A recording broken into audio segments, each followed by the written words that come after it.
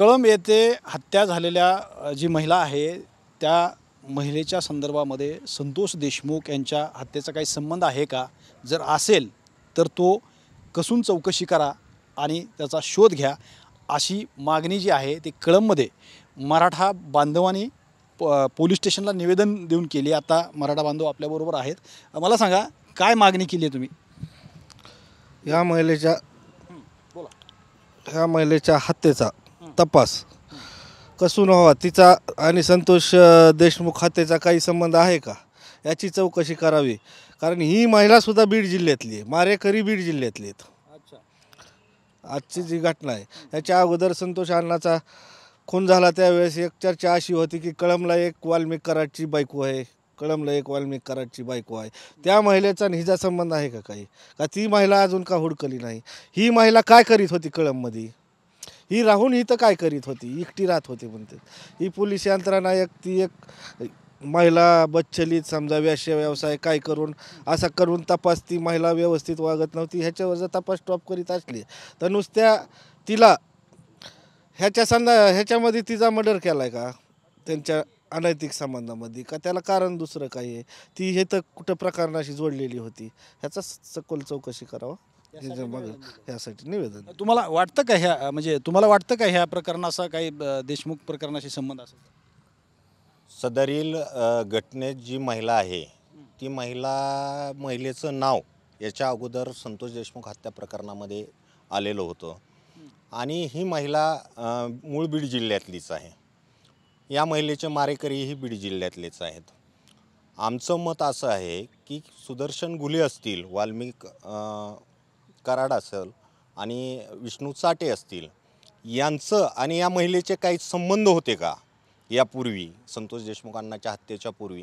जर असतील तर त्यांची CDR तपासणी करण्यात यावी आणि ही जरी हत्या आज झालेली असेल तर ही हत्या समजा अनैतिक संबंधातून झाली असं म्हटलं तर त्याच्यावर कठोर कारवाई व्हावी आमचं मत आहे।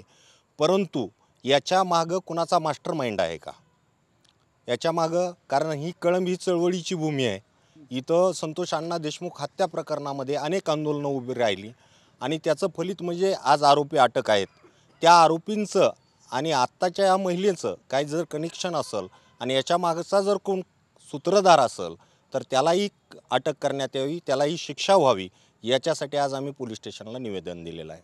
काय ह्याच्यात काय दुसरी काय माहिती मिळाली का तुम्हाला? म्हणजे तुम्ही जी आता बोललात पोलीस स्टेशनला जे सांगितलंय की ह्याच्या मागे तुम्हाला ह्याच्यात काय माहिती आहे का? आम्हाला अशी माहिती आहे की म्हणजे ऐकवीत की सुदर्शन घुले आणि हा महिलेचा मारेकरी जो कोण असेल हे दोघांपैकी एक, तो सुदर्शन घुलेच्या पहिला संपर्कात होता या घटनेच्या अगोदर किंवा त्याच्या गावात वसाहत करत होता। मग आम्हाला संशय आहे की आम्हाला एक पाल चुकते की बाबा त्या घटनेशी आणि ह्या घटनेची ह्या हत्येशी ह्या महिलेकडे काय असे पुरावे असतील का की ज्यामुळे ह्या महिलेची हत्या घडवून आणली, याची सखोल चौकशी करावी, CDR तपासावेत।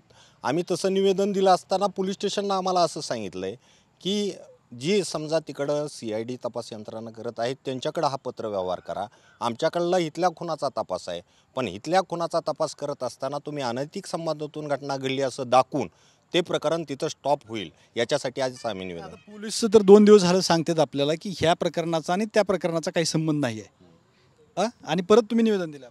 आमचं मत आहे की त्यांचे CDR तपासण्यात यावेत त्या महिलेचे व संतोष अण्णाच्या देशमुखच्या खुनाच्या अगोदरचेही आणि नंतरचेही। जर त्या महिलेचे कॉल रेकॉर्ड तपासले तर याच्यामधून निष्पन्न होईल किंवा आमचा एक संशय जो आहे तो निघून जाईल असं म्हणणं तुमचं? हो, ठीक, ओके। एकंदरीतच ह्या प्रकरणामध्ये जी महिला होती ही आरोपी जे संतोष देशमुख यांच्या प्रकरणातील जे आरोपी आहेत त्यांचा कुठं संपर्क होता का याचे CDR तपासून कसून चौकशी करा अशी मागणी त्यांनी आज पोलीस विभागाकडे केली आहे। कॅमेरामॅन विनोद हुमनाबादकरसह मी श्रीराम क्षीरसागर, TV9 मराठी, धाराशिव, कळंब।